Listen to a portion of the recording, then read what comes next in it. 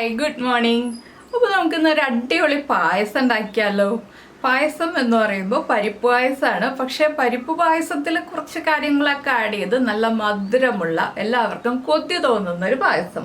ഇടയ്ക്ക് നമുക്കൊരു പായസമൊക്കെ കഴിക്കണ്ടേ, ഇടയ്ക്കൊരു ചേഞ്ച് വേണ്ടേ. ഇന്ന് നമ്മൾ ഒരേ കറികളും അതുപോലെ സ്നാക്സും ബ്രേക്ക്ഫാസ്റ്റും ഒക്കെ ആയിട്ട് പോകുന്നതിനേക്കാൾ ഇടയ്ക്കൊരു ചേഞ്ച് ആയിട്ടൊരു പായസമൊക്കെ കുടിക്കാമല്ലോ നമുക്ക് വെറുതെ ഇരിക്കുമ്പോൾ. ഇനിയിപ്പോൾ മഴയൊക്കെ വരികയാണ്, മഴക്കാലത്ത് ഇളം ചൂടൊരു പായസമൊക്കെ കുടിച്ചു കഴിഞ്ഞാൽ അടിപൊളിയായിരിക്കും അല്ലേ.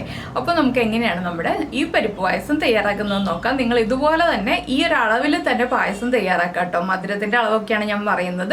അപ്പോൾ ഇതുപോലെ പായസം തയ്യാറാക്കിയിട്ട് നിങ്ങളുടെ അഭിപ്രായം താഴെ കമന്റ് ചെയ്യണേ. നമ്മുടെ പരിപ്പ് പായസം നമുക്ക് തയ്യാറാക്കാം. നമുക്ക് നമ്മുടെ ഇൻഗ്രീഡിയൻസ് നോക്കാം. ഞാനിപ്പോൾ 1/2 കിലോ ചെറുപയർ പരിപ്പ് എടുത്തിട്ടുണ്ട്. ഈ ചെറുപയർ പരിപ്പിന് ആവശ്യമായിട്ടുള്ള ഇൻഗ്രീഡിയൻസ് ആണ് കേട്ടോ പറയുന്നത്. 1/2 കിലോ ചെറുപയർ പരിപ്പും അതുപോലെ തന്നെ 150 ഗ്രാം സേമിയയും 50 ഗ്രാം ചവരിയാണ് എടുത്തിട്ടുള്ളത്. ഈ 3 കാര്യങ്ങൾക്കും കൂടി ഞാനിപ്പോൾ 1.5 കിലോ ശർക്കര എടുത്തിട്ടുണ്ട്.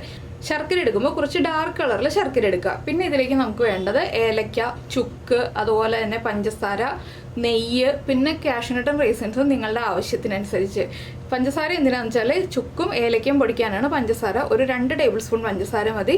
പിന്നെ നമുക്ക് വേണ്ടത് തേങ്ങ കൊത്ത് ഓപ്ഷനിലാണ്, താല്പര്യമുണ്ടെങ്കിൽ ചേർക്കാം, ചേർത്താൽ ടേസ്റ്റാണ് കഴിക്കാൻ. അപ്പോൾ പിന്നെ ഏറ്റവും ഇമ്പോർട്ടൻ്റ് ആയിട്ടുള്ള കാര്യം എന്താണെന്ന് വെച്ചാൽ നമ്മുടെ തേങ്ങാപ്പാലാണ്. ഞാൻ 3 തേങ്ങയുടെ പാലാണ് ചേർക്കാൻ പോകുന്നത്. അപ്പോൾ 3 തേങ്ങയുടെ പാലെന്ന് പറയുമ്പോൾ ഒരു 2.5 കപ്പ് 1-ാം പാലും ബാക്കിയുള്ളത് 2-ാം പാലും 3-ാം പാലുമാണ് എടുക്കുന്നത്. അപ്പോൾ ഞാനിപ്പോൾ തേങ്ങാപ്പാൽ എടുത്തിട്ടില്ല. ഞാനിപ്പോൾ ആദ്യം ചെയ്യാൻ പോകുന്നത് നമ്മുടെ പരിപ്പ് വറുക്കുക, അതുപോലെ തന്നെ സേമിയ വറുക്കുക, ശർക്കര മെൽറ്റ് ചെയ്യുക എന്നുള്ള കാര്യങ്ങളാണ്. ചവരി ഒന്ന് വെള്ളത്തിൽ സോക്ക് ചെയ്തെടുക്കണം. ഒരു 15 മിനിറ്റ് സോക്ക് ചെയ്താൽ മതി കേട്ടോ ചവരി. ഒരുപാട് സമയം സോക്ക് ചെയ്യേണ്ട. നമ്മുടെ പരിപ്പ് ആദ്യം നമുക്ക് വറുത്തെടുക്കാം. അപ്പോൾ നമ്മൾ പരിപ്പ് വറുക്കാൻ വെക്കുന്നതിന് മുന്നേ തന്നെ ഞാനിപ്പോൾ ശർക്കര മെൽറ്റ് ചെയ്യാൻ വെച്ചിട്ടുണ്ട് കേട്ടോ. ശർക്കര മെൽറ്റ് ചെയ്യാൻ വെച്ചിരിക്കുന്നത് 2 കപ്പ് വെള്ളത്തിലാണ് ശർക്കര മെൽറ്റ് ചെയ്യാൻ വെച്ചിരിക്കുന്നത്. നിങ്ങൾ ശർക്കര ഇതുപോലെ ഗ്രേറ്റ് ചെയ്തോ അല്ലെങ്കിൽ ചീവിയോ എടുത്തിട്ട് 2 കപ്പ് വെള്ളത്തിൽ ശർക്കര മെൽറ്റ് ചെയ്യാൻ വെച്ചാൽ മതി. നമുക്ക് ഒരുപാട് ശർക്കരപ്പാനി വേണ്ട. പരിപ്പൊക്കെ ഒന്ന് കുക്കായി വന്നു കഴിഞ്ഞിട്ട് പിന്നെ കുറച്ച് ശർക്കരപ്പാനി മതി. അതുകൊണ്ടാണ് ഞാൻ 2 കപ്പ് വെള്ളത്തിൽ ശർക്കര മെൽറ്റ് ചെയ്തെടുക്കുന്നത്. കൂടുതൽ ശർക്കരപ്പാനി ആയിട്ടുണ്ടെങ്കിൽ വറ്റിച്ചെടുക്കാൻ സമയം ഒരുപാട് എടുക്കും. അപ്പോൾ നമ്മുടെ പായസത്തിൻ്റെ പ്രോസസ്സ് കുറേ നീണ്ടുപോകും. അതുകൊണ്ടാണ്. അപ്പോൾ സേമിയ വെള്ളത്തിൽ വേവിച്ചെടുക്കരുത്, നമ്മൾ തേങ്ങാപ്പാലിൽ വേവിക്കണം. സേമിയ വേവിക്കുമ്പോൾ അതിനും കൂടിയുള്ള തേങ്ങാപ്പാൽ 3-ാം പാല് നമ്മൾ എടുത്ത് വെക്കണം. അത് ഞാൻ 3-ാം പാലിൽ സേമിയ വേവിക്കുമ്പോൾ പറയാം. അപ്പോൾ ഇനി ശർക്കര ഒന്ന് മെൽറ്റായി വരട്ടെ. ഈ സമയത്ത് നമ്മുടെ പരിപ്പ് നമുക്ക് വറുത്തെടുക്കാം. അപ്പോൾ നമ്മൾ നമ്മുടെ പാനിലേക്ക് നമ്മുടെ പരിപ്പ് ഇട്ടിട്ടുണ്ട്. നെയ്യിലല്ല കേട്ടോ പരിപ്പ് വറുക്കുന്നത്. നമ്മൾ വെറുതെ ഡ്രൈ റോസ്റ്റ് ചെയ്തിട്ട് വാഷ് ചെയ്തെടുക്കുകയാണ്. പരിപ്പ് കളറ് മാറി വരണം, അതിന് ശേഷം വേണം വാഷ് ചെയ്തെടുക്കാനായിട്ട്. ഒന്ന് ചൂട് കുറഞ്ഞു വരുമ്പോൾ നന്നായിട്ട് കഴുകിയിട്ട് നമ്മൾ കുക്കറിൽ വേവിച്ചെടുക്കുക. തേങ്ങാപ്പാലിൽ വേവിക്കാം, വെറുതെ വെള്ളത്തിൽ വേവിക്കാം. ഞാനിപ്പോൾ വെള്ളത്തിലാണ് വേവിക്കുന്നത്. തേങ്ങാപ്പാലിൽ വേവിക്കുമ്പോൾ നമ്മൾ 4 തേങ്ങയുടെ പാലെടുക്കേണ്ടി വരും. അതുകൊണ്ടാണ് ഞാൻ കുറച്ച് വെള്ളത്തിൽ വേവിച്ചെടുക്കുന്നത്. അപ്പോൾ ഒരു 1/2 കിലോ പരിപ്പ് എന്ന് പറയുമ്പോൾ നമ്മുടെ കുക്കറിൻ്റെ അളവനുസരിച്ച്, വലിയ കുക്കറാണെന്നുണ്ടെങ്കിൽ ഒരു 4 കപ്പ് വെള്ളത്തിൽ വേവിക്കാം. അപ്പോൾ നിങ്ങളുടെ കയ്യിലുള്ള കുക്കർ വലിയ കുക്കറാണെന്നുണ്ടെങ്കിൽ പരിപ്പ് 4 കപ്പ് വെള്ളത്തിൽ വേവിക്കാം കേട്ടോ. 1/2 കപ്പ് പരിപ്പ്. ചെറിയ കുക്കറാണെന്നുണ്ടെങ്കിൽ 3 കപ്പ് വെള്ളത്തിൽ വേവിക്കാം. ഒരുപാട് വെള്ളം കൂടുതൽ വെക്കണ്ട എന്നാണ് ഞാൻ ഈ അളവ് പറയുന്നത്. അതുകൊണ്ട് അപ്പോൾ പരിപ്പിന് കളറൊന്ന് മാറി വരട്ടെ, അതിനുശേഷം നമുക്ക് ബാക്കിയുള്ള കാര്യങ്ങൾ പറയാം. ഇപ്പോൾ കണ്ടോ നമ്മുടെ പരിപ്പിൻ്റെ കളറൊക്കെ മാറി വന്നിട്ട് നമുക്ക് ഫ്ലെയിം ഓഫ് ചെയ്യാം. ഇനി ഇതൊന്ന് ചെറുതായിട്ട് ചൂട് കുറഞ്ഞു വരുമ്പോൾ നമുക്ക് കഴുകിയെടുക്കാം. കഴുകിയിട്ട് അരിപ്പയിൽ വെള്ളം ഒന്ന് സ്ട്രെയിൻ ചെയ്തെടുക്കുക. അതിനുശേഷം നമുക്ക് ബാക്കിയുള്ള കാര്യങ്ങൾ കുക്കറിലേക്ക് മാറ്റിയിട്ട് പറയാം കേട്ടോ. ഞാൻ എത്ര വെള്ളമാണ്, കപ്പളവിലല്ല നിങ്ങൾ വെള്ളം എടുക്കുന്നതെന്നുണ്ടെങ്കിൽ എത്ര വെള്ളമാണ് വെക്കേണ്ടതെന്ന് പറഞ്ഞുതരാം. അപ്പോൾ നമ്മളിപ്പോൾ പരിപ്പ് കഴുകി കുക്കറിലേക്ക് മാറ്റിയിട്ടുണ്ട്. കുക്കറിൽ ഞാൻ വെള്ളം വെച്ചിരിക്കുന്നത് പരിപ്പിൻ്റെ ലെവലിൽ നിന്ന്, നമ്മുടെ കുക്കറിൽ എത്ര അളവിൽ പരിപ്പുണ്ടോ പരിപ്പിൻ്റെ ലെവലിൽ നിന്ന് 3 സെൻറ്റിമീറ്റർ ഉയരത്തിലാണ് വെള്ളം വെച്ചിരിക്കുന്നത്. നിങ്ങൾക്ക് അളവ് കിട്ടാൻ വേണ്ടിയിട്ടാണ് കേട്ടോ ഞാനിങ്ങനെ കപ്പളവ് പറയാതെ ഈ ഒരളവ് പറഞ്ഞത്. നേരത്തെ ഞാൻ കപ്പളവും പറഞ്ഞിരുന്നു. അപ്പോൾ നിങ്ങൾ പരിപ്പിൻ്റെ ലെവലിൽ നിന്ന് കുറച്ച് പൊങ്ങി നിൽക്കുന്ന രീതിയിൽ, ഞാനിപ്പോൾ ഒരു 3 സെൻറ്റിമീറ്റർ പൊങ്ങി നിൽക്കുന്ന രീതിയിൽ വെള്ളം വെച്ചിട്ടുണ്ട്. ഇനിയിപ്പോൾ എൻ്റെ ഈ ഒരു കുക്കറിൽ 2 വിസിലിന് ഈ പരിപ്പ് വെന്ത് കിട്ടും. നിങ്ങളുടെ കുക്കറിൽ എത്ര വിസിലിനാണോ വേവുന്നത്, 2 വിസിലിന് വേവാണെങ്കിൽ ഈ ഒരു അളവിൽ മതി വെള്ളം. കൂടുതൽ വിസിലെടുക്കും വേവാൻ എന്നുണ്ടെങ്കിൽ കുറച്ചുകൂടി വെള്ളം ചേർക്കുക. 3-4 വിസിൽ വരുന്നത് വരെ വേവിച്ചെടുക്കുക. നന്നായിട്ട് പരിപ്പ് വെന്ത് ഉടഞ്ഞ് കിട്ടണം. വെന്ത് ഉടഞ്ഞ് കിട്ടാന്ന് വെച്ചിട്ടുണ്ടെങ്കിൽ വെന്ത് കിട്ടാതെ പിന്നെ നമ്മളൊന്ന് ഉടച്ചെടുത്താൽ മതി.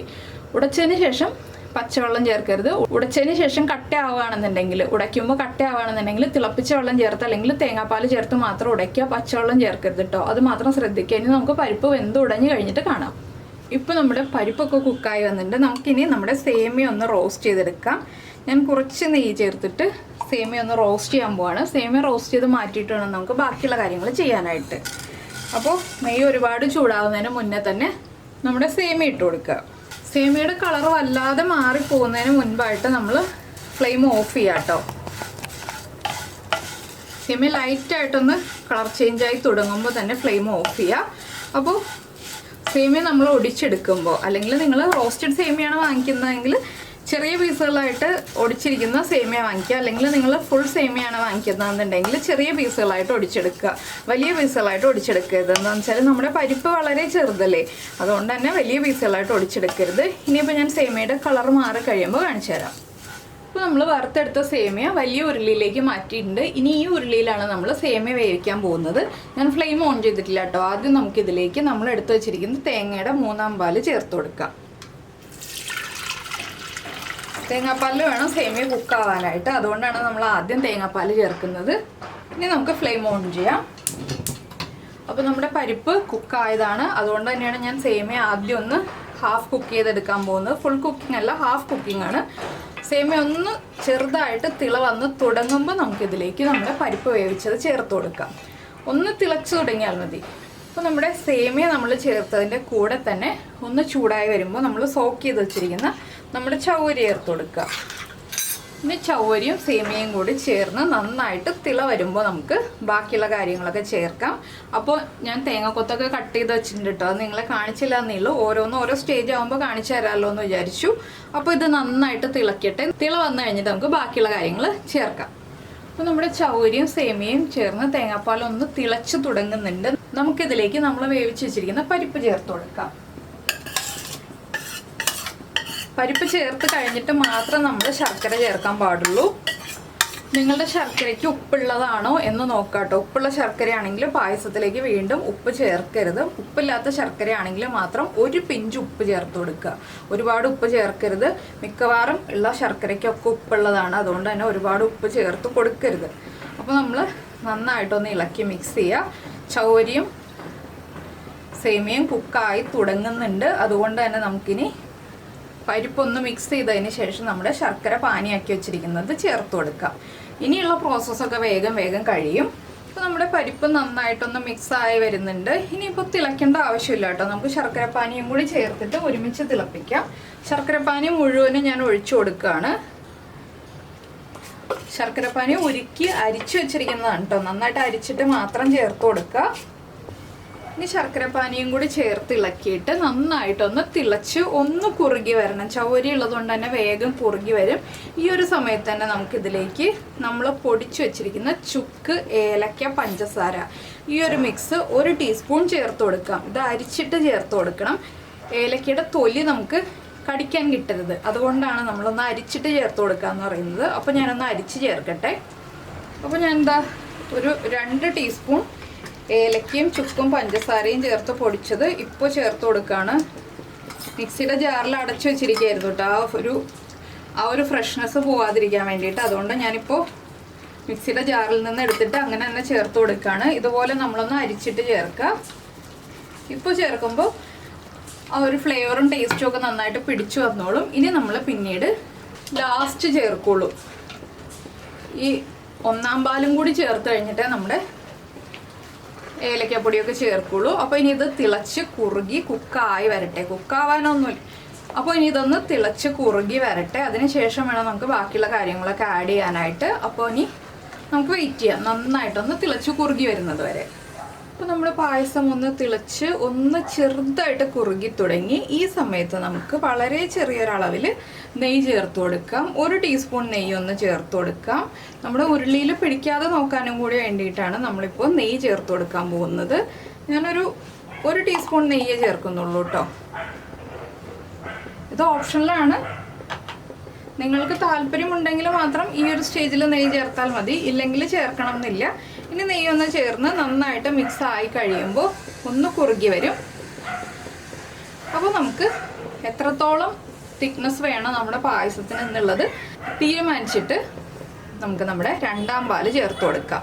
അതാണെന്ന് വെച്ചാൽ ചവരി ഉള്ളതുകൊണ്ടാണ് ഞാനിങ്ങനെ തിക്നെസ് തീരുമാനിക്കാന്ന് പറയുന്നത്. ചവരി ചേർക്കുന്ന പായസം വേഗം വേഗം തിക്കായി പോകും. ചൂട് മാറുന്നതനുസരിച്ച് തിക്കായി പോകും. പശുവിൻ പാല് ചേർത്ത പായസമാണെങ്കിൽ നമുക്ക് വീണ്ടും പാല് തിളപ്പിച്ച് ഒഴിച്ചിട്ട് ലൂസാക്കി എടുക്കാം. തേങ്ങാപ്പാൽ ചേർത്ത പായസമാകുമ്പോൾ നമുക്ക് ലൂസാക്കി എടുക്കാൻ പറ്റില്ല. അതുകൊണ്ടാണ് നമ്മൾ ആദ്യമേ തന്നെ പായസത്തിൻ്റെ കൺസിസ്റ്റൻസി തീരുമാനിക്കേണ്ടി വരുന്നത്. അപ്പോൾ നമ്മുടെ പായസം ഒന്നുകൂടി ഒന്ന് കുറുകി വരട്ടെ. അപ്പോൾ നമ്മുടെ പായസം എന്താ കുറുകി വന്നിട്ടുണ്ട്. ഞാൻ ഇത്രയും സമയം ഹൈ ഫ്ലെയിമിലാണ് വെച്ചത്. ഇനി നമുക്ക് ഫ്ലെയിം കുറച്ചിട്ട് ലോ ഫ്ലെയിമിലേക്ക് ആക്കിയിട്ട് രണ്ടാം പാല് ചേർത്ത് കൊടുക്കാം. രണ്ടാം പാല് ചേർത്തിട്ട് ഒരുപാട് സമയം തിളപ്പിക്കേണ്ട, കുറച്ച് സമയം ഒന്ന് തിളച്ച് റെഡിയായി വരണം. ഒരുപാട് തിളയ്ക്കരുത് കേട്ടോ. അപ്പോൾ ഞാൻ രണ്ടാം പാലും കൂടി ചേർത്തിട്ട് കൺസിസ്റ്റൻസി കറക്റ്റ് ആക്കിയിട്ട് ബാക്കിയുള്ള കാര്യങ്ങളൊക്കെ പറയാം. അപ്പോൾ നമ്മുടെ രണ്ടാം പാല് ഒഴിച്ചു കൊടുത്തിട്ടുണ്ട്. ഇനി നന്നായിട്ടൊന്ന് ഇളക്കി മിക്സ് ചെയ്യുക. 1-2 തിള വന്നു കഴിയുമ്പോൾ നമുക്ക് ബാക്കിയുള്ള കാര്യങ്ങളൊക്കെ പറയാം. അപ്പോൾ നിങ്ങൾ ഉപ്പ് ചേർക്കാൻ വിട്ടുപോയിട്ടുണ്ടെങ്കിൽ ഉപ്പ് ചേർത്തോളൂ. എൻ്റെ ശർക്കരയ്ക്ക് ഉപ്പുള്ളതുകൊണ്ട് ഞാൻ ഉപ്പ് ചേർക്കുന്നില്ല. അപ്പോൾ വീണ്ടും തിളക്കട്ടെ. ഈ സമയത്ത് തേങ്ങാക്കൊത്തൊക്കെ ഇതാ റെഡി ആയിട്ട് ഇരിക്കുന്നുണ്ട് കേട്ടോ. ഇവിടെ സേമിയൊക്കെ കറക്റ്റായിട്ട് കുക്കായിട്ടുണ്ട്. നമ്മുടെ ചൗരിയൊക്കെ കണ്ടോ കുക്കായിട്ടുണ്ട്. ഇത് കണ്ടോ, നമ്മുടെ തേങ്ങാക്കൊത്ത് റെഡി ആയിട്ടുണ്ട്. അപ്പോൾ കാഷ്നട്ടും റേസിൻസും തേങ്ങക്കൊത്തും എല്ലാം റെഡിയാക്കി വയ്ക്കുക. ഇനി നമുക്ക് വേഗം വേഗം ബാക്കിയുള്ള കാര്യങ്ങളൊക്കെ നീക്കാം. ഇനി പായസം ഒന്നുകൂടി ഒന്ന് തിളക്കട്ടെ. അപ്പോൾ നമ്മുടെ പായസം എന്താ കുറുകി വന്നിട്ടുണ്ട്. രണ്ടാം പാൽ ഒഴിച്ചിട്ട് തിളച്ച് കുറുകി വന്നിട്ടുണ്ട്. ഞാൻ ഫ്ലെയിം ഓഫ് ചെയ്യാണ്. എന്താണെന്ന് വെച്ചാൽ ഒന്നാം പാൽ ഒഴിക്കുമ്പോൾ പാല് തിളച്ച് പോരുത്. അതുകൊണ്ട് നന്നായിട്ട് ഇളക്കി കൊടുത്തുകൊണ്ട് നമ്മൾ ഒന്നാം പാല് ചേർത്ത് കൊടുക്കുക. ഒരുപാട് ഒന്നാം പാല് ചേർക്കരുത്. നിങ്ങൾക്ക് എത്രത്തോളം പായസത്തിന് ലൂസ് വേണം എന്നുള്ളതനുസരിച്ച് ആ ഒരു അളവിൽ ഒന്നാം പാല് ചേർക്കാൻ പാടുള്ളൂ. ഞാനിപ്പോൾ ഒരു 1.5 കപ്പ് ഒന്നാം പാല് ചേർത്തിട്ടുണ്ട്. ഒന്നുകൂടി ഒന്ന് ഇളക്കി മിക്സ് ചെയ്തിട്ട് ഒരു 1/2 കപ്പും കൂടി ഒന്നാം പാല് ചേർക്കുന്നുണ്ട്. 2 കപ്പ് ഒന്നാം പാല് ചേർത്തിട്ടുണ്ട്. ഇനി നന്നായിട്ട് ഇളക്കി കൊടുക്കുക. ഫ്ലെയിം ഓഫ് ചെയ്തിട്ടായിരിക്കണം ഒന്നാം പാല് ചേർക്കുന്നത്, അത് പ്രത്യേകം ശ്രദ്ധിക്കുക. ഇനി നമുക്ക് ചേർക്കാനുള്ളത് നമ്മുടെ ഏലക്കാപ്പൊടി, ഏലക്കയും ചുക്കും കൂടി പൊടിച്ചത് നമുക്ക് മുഴുവനായിട്ടും ചേർത്ത് കൊടുക്കാം. ഞാനൊരു ചെറിയ പീസ് ചുക്കും ഒരു 8-10 ഏലക്കയാണ് എടുത്തത്. അത് മുഴുവനായിട്ട് നമുക്ക് അരിച്ച് ചേർത്ത് കൊടുക്കാം. ഇനി നമുക്കൊന്ന് നന്നായിട്ട് ഇളക്കി മിക്സ് ചെയ്യാം. അപ്പോൾ ഈ ഒരു സ്റ്റേജിൽ നന്നായിട്ട് ഈ ഉരുളിയിൽ ചൂടായിരിക്കുമ്പോൾ തന്നെ നമുക്ക് പായസം തിക്കായിട്ട് തോന്നുകയാണെങ്കിൽ കുറച്ചുകൂടി ഒന്നാം പാല് ചേർത്ത് കൊടുക്കാം കേട്ടോ. ഇതിന് ശേഷം പായസം തണുത്ത് കഴിഞ്ഞിട്ടുണ്ടെങ്കിൽ നമ്മളിനി ഒന്നാം പാല് ചേർത്തിട്ടുണ്ടെങ്കിൽ കറക്റ്റ് ആവില്ല, നമ്മുടെ പായസത്തിൻ്റെ ടേസ്റ്റ് മാറിപ്പോവും. അപ്പോൾ ഞാൻ ഇനി ഇതിലേക്ക് വറുത്തിടാനുള്ള കാര്യങ്ങളൊക്കെ വറുത്തിടട്ടെ. നമ്മുടെ പായസം ഒന്ന് ഇളക്കൽ നിർത്താം. ഇത്രയേ ഉള്ളൂ. അപ്പോൾ ഇനി ഞാൻ വറുത്തിടാനുള്ള പാൻ എടുത്ത് വയ്ക്കട്ടെ. നമ്മൾ കാഷ്യൂനട്ടും റേസിൻസും ഒക്കെ വറുത്തിടാനായിട്ട് ഒരു പാനിലേക്ക് 2 ടീസ്പൂൺ നെയ്യ് ഒഴിച്ചിട്ടുണ്ട്. നിങ്ങൾക്ക് കൂടുതൽ നെയ്യ് ചേർക്കണം എന്നുണ്ടെങ്കിൽ കൂടുതൽ നെയ്യ് ചേർക്കാം കേട്ടോ. ഇനിയിപ്പോൾ നമ്മുടെ നെയ്യ് ചൂടായി തുടങ്ങുമ്പോൾ നമുക്കിതിലേക്ക് നമ്മൾ കട്ട് ചെയ്ത് വെച്ചിരിക്കുന്ന തേങ്ങക്കൊത്ത് ചേർത്ത് കൊടുക്കാം. തേങ്ങക്കൊത്ത് ലോ ഫ്ലെയിമിൽ വെച്ചിട്ട് വറുത്തെടുക്കാം കേട്ടോ. ഞാൻ വലിയ ബർണറിലാണ് വെച്ചിരിക്കുന്നത്. അപ്പോൾ ഞാനിപ്പോൾ 1 ടീസ്പൂൺ നെയ്യും കൂടി ചേർത്തിട്ടുണ്ട്. എന്താണെന്ന് വെച്ചാൽ ഞാനിപ്പോൾ തേങ്ങക്കൊത്ത് ഒന്ന് ഫ്രൈ ആയി വരുമ്പോൾ ഇതിലേക്ക് തന്നെയാണ് കാഷ്യൂനട്ടും കൂടി ചേർക്കുന്നത്. അതുകൊണ്ടാണ് കൂടുതൽ നെയ്യ് ചേർത്തിട്ടുള്ളത് കേട്ടോ. നിങ്ങൾക്ക് 2 ടീസ്പൂൺ നെയ്യിൽ തേങ്ങക്കൊത്ത് വറുത്ത് മാറ്റിയിട്ട് വീണ്ടും 1 ടീസ്പൂൺ നെയ്യിൽ വേണമെങ്കിൽ കാഷ്യൂനട്ട് വറുത്ത് 2 പ്രാവശ്യമായിട്ട് വറുത്ത് ചേർക്കാം. ഞാനിപ്പോൾ എല്ലാം ഒറ്റ പ്രാവശ്യമായിട്ട് വറുത്ത് ചേർക്കുകയാണ്. അതുകൊണ്ടാണ്. അപ്പോൾ നമ്മുടെ തേങ്ങക്കൊത്തിൻ്റെ കളറൊക്കെ ഒന്ന് ചേഞ്ച് ആയി തുടങ്ങുമ്പോൾ നമ്മളെടുത്ത് വെച്ചിരിക്കുന്ന കാഷ്യൂനട്ട് ചേർക്കാം. കാഷ്യൂനട്ടിൻ്റെയും കളർ വല്ലാതെ മാറിപ്പോരുത്, തേങ്ങക്കൊത്തിൻ്റെയും കളർ വല്ലാതെ മാറിപ്പോരുത്. പിന്നെ പിന്നെ തേങ്ങക്കൊത്ത് മാത്രമേ ചേർക്കുന്നുള്ളൂ എന്നുണ്ടെങ്കിൽ കാഷ്യൂനട്ട് വേണമെങ്കിൽ സ്കിപ്പ് ചെയ്യാം കേട്ടോ. അതൊക്കെ നമ്മുടെ ചോയ്സ് അനുസരിച്ച് വ്യത്യാസം വരുത്താം. അപ്പോൾ നമ്മുടെ കാഷ്യൂനട്ടും തേങ്ങക്കൊത്തും ഫ്രൈ ആയി വന്നപ്പോൾ ഞാൻ റേസിൻസും കൂടി ആഡ് ചെയ്തു. റേസിൻസ് ഒന്ന് ബബിളായി വരണം കേട്ടോ. അപ്പോൾ തേങ്ങക്കൊത്തിൻ്റെ കളർ ഉണ്ടല്ലോ വല്ലാതെ മാറിപ്പോയിട്ടില്ല, നമ്മുടെ കാഷ്യൂനട്ടിൻ്റെയും കളർ വല്ലാതെ മാറിപ്പോയിട്ടില്ല. പിന്നെ റേസിൻസ് ഒന്ന് ബബിളായി വരുമ്പോൾ നമുക്കിത് പായസത്തിലേക്ക് ചേർത്ത് കൊടുക്കാം. അത്രയേ ഉള്ളൂ. അപ്പോൾ നിങ്ങൾക്ക് എല്ലാവർക്കും ഈ ഒരു റെസിപ്പി ഇഷ്ടമായി എന്ന് വിചാരിക്കുന്നു. ഇതുപോലെ നിങ്ങൾ പരിപ്പും സേമിയയും ചേർത്ത് പായസം ഉണ്ടാക്കിയിട്ടില്ലെങ്കിൽ ഉറപ്പായിട്ടൊന്ന് ഉണ്ടാക്കി നോക്കിക്കോളൂ, നന്നായിട്ട് ഇഷ്ടപ്പെടും. അപ്പോൾ എന്തായാലും ഒരു വെറൈറ്റി അല്ലേ, വളരെ സിമ്പിളായിട്ട് ഉണ്ടാക്കാൻ പറ്റുന്നൊരു പായസമാണ്. സേമിയ പായസം മാത്രമല്ല പരിപ്പ് പായസവും സിമ്പിളാണെന്ന് മനസ്സിലായില്ലേ. അപ്പോൾ നമ്മുടെ റേസിൻസൊക്കെ ഇതാ വീർത്ത് വന്നു. നമുക്കിത് നമ്മുടെ പായസത്തിലേക്ക് ചേർത്ത് കൊടുക്കാം. അപ്പോൾ ഞാൻ എന്താ പായസത്തിലേക്ക് നമ്മുടെ നെയ്യോടുകൂടി തേങ്ങക്കൊത്തും കാഷ്യൂനട്ടും എല്ലാം ചേർത്ത് കൊടുക്കുകയാണ്. ഇനി ഒന്ന് ഇളക്കി മിക്സ് ചെയ്യുക. കുറച്ച് സമയം അടച്ചു വയ്ക്കുക. കംപ്ലീറ്റ് ആയിട്ട് അങ്ങ് അടച്ചു വയ്ക്കുക. ചെറുതായിട്ടൊന്ന് നമ്മുടെ ആവി പോകുന്ന രീതിയിൽ അടച്ചു വയ്ക്കുക. അതിനുശേഷം നമുക്ക് പായസം കഴിക്കാവുന്നതേ ഉള്ളൂ.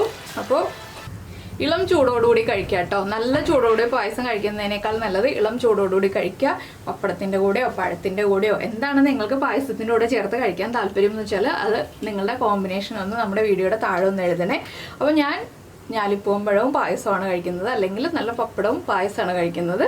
അപ്പോൾ നിങ്ങളുടെ കോമ്പിനേഷൻ എഴുതിയിട്ട് നമ്മുടെ വീഡിയോ ഇഷ്ടമായിട്ടുണ്ടെങ്കിൽ ഒന്ന് കമൻറ്റ് ചെയ്യാനും അതുപോലെ തന്നെ ഇഷ്ടപ്പെട്ട റെസിപ്പി ആണെങ്കിൽ ഒന്ന് ലൈക്ക് ചെയ്യാനും മറന്നു പോരുത്. പിന്നെ നമ്മുടെ ചാനൽ ആദ്യമായിട്ട് കാണുകയാണെങ്കിൽ നമ്മുടെ വീഡിയോ പ്രസൻറ്റ് ചെയ്യുന്ന രീതിയൊക്കെ ഇഷ്ടമായി എന്നുണ്ടെങ്കിൽ നമ്മുടെ ചാനലൊന്ന് സബ്സ്ക്രൈബ് ചെയ്ത് സപ്പോർട്ട് ചെയ്യണേ. സബ്സ്ക്രൈബ് ചെയ്യുന്നതിന് ഈ വീഡിയോയുടെ താഴെയുള്ള റെഡ് സബ്സ്ക്രൈബ് ബട്ടൺ ഒന്ന് ക്ലിക്ക് ചെയ്യുക ആൻഡ് റൈറ്റ് സൈഡിലുള്ള ബെല്ലൈക്കണും ക്ലിക്ക് ചെയ്യുക.